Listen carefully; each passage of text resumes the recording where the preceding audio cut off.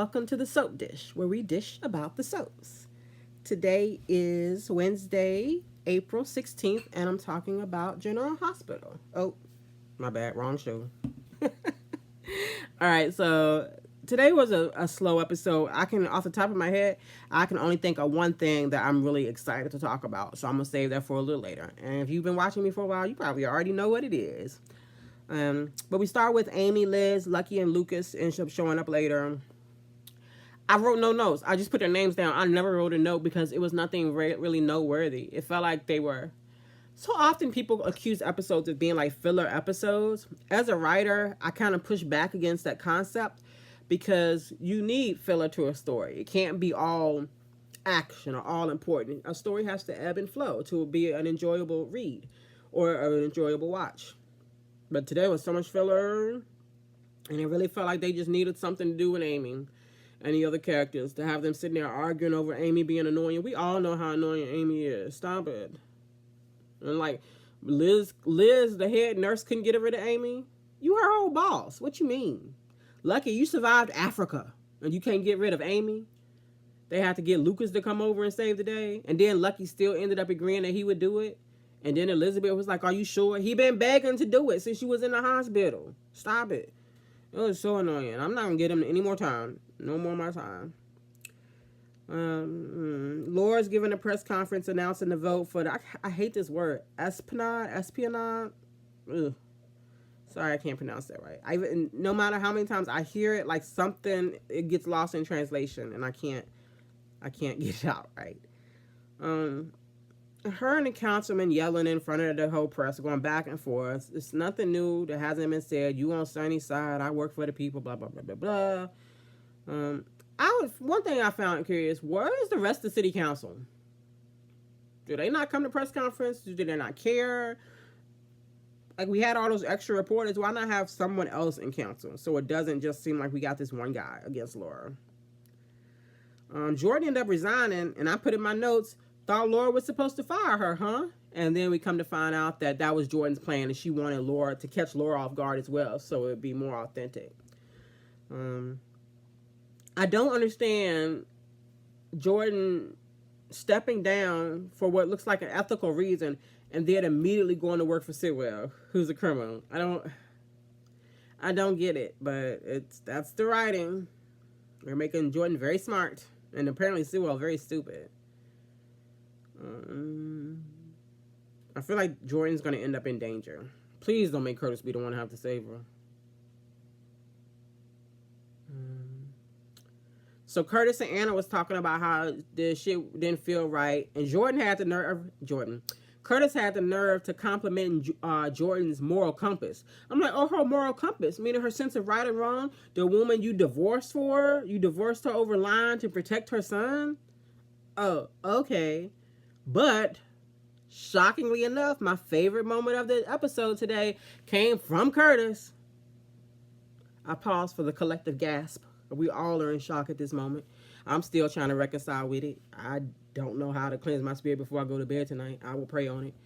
But anyway, Curtis said, what I've been saying for months now about Jordan being so weary of Sonny. I've been saying this for probably over a year now, because I actually have been saying this since TJ decided he didn't like Sonny anymore when Christina was supposed to have their baby. And I said, TJ used to live with Sonny, so he had a room at Sonny's house. I'm pretty sure Sonny paid for his medical school. And no, but they haven't brought it up. That's how I know y'all, the writers. I know y'all watching me. I know you're watching me because I've been saying this shit for over a year, and now y'all finally make somebody acknowledge it, and you make Curtis be the one to say it just to fuck with me. I know what you're doing. I see it. I got it. But anyway, Curtis did acknowledge that and said that Sonny paid for his education. And I was ready to cheer. I actually paused the TV and told my daughter to come in and rewind it so she could hear it. I was like, I want you to hear it, and you'll know when you hear it. And she heard it. She was like, you did say it. I was like, yeah, I did say it. I've been saying it. I act like I'm not still sick, y'all. Excuse me. I got a little excited. Whew. All right. And just to the writers, to the powers that be at General Hospital, you don't have to sneak and watch me and take my ideas. I will give them to you for free. Just hit me up. I always say that, then I'll be checking my email. Y'all could be emailing me. I wouldn't even know. You're going to have to put like General Hospital in the subject line or something. Do that. And then now, every day for the rest of my existence, I will search my inbox for General Hospital to see if it pops up. All right. We have Sonny and Jason. Diane comes with Marco. Sonny confronts him about being Sidwell's son. He's like, oh, I didn't know that mattered. Diane was all shocked, like, oh, I vetted him. I was like, apparently not, boo. Like, what kind of vetting did you do? They get rid of Marco. Jason follows Marco out and confronts him later. I don't remember their conversation. I'm sorry. I really don't think it was anything surprising, but I don't really remember. It was hard to pay attention today. It was such a boring episode. And then Lucas shows up when Jason, I guess I do remember. Jason was trying to get Marco to like confess to something. Then Lucas shows up and he was like, Diane's assistant told me I could come in.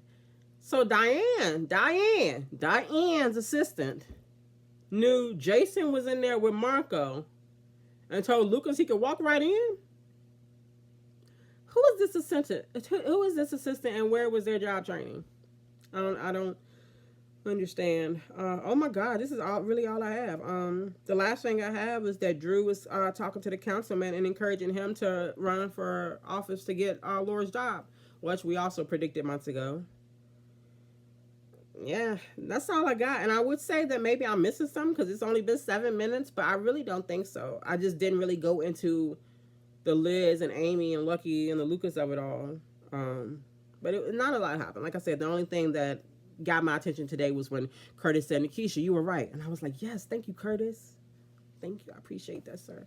All right, well, that's all I got. Thank you guys for bearing with me. I'm still going to make my comment video. And I've read some of the comments, but the reason, please don't think that I'm not reading the comments just because I didn't respond. I have to not respond to them to know that those are the ones I need to address in my video. Because before, I have the habit of liking every comment, loving every comment, responding to every comment. So for me to be able to just go back and look to quickly know what I responded to and what I didn't, I need to have not engaged with it. So it'll be a little easier. I don't know whether it's going to be towards the end of this week or this weekend. I'm giving myself a firm deadline this time of Saturday. I'm just hoping I don't get any sicker and then I can make time. But I appreciate you guys bearing with me. If you choose not to comment now because you feel ignored, I completely understand. I appreciate you even taking the time to watch. I can't talk too much longer. I feel my voice going out right now. But live long and prosper.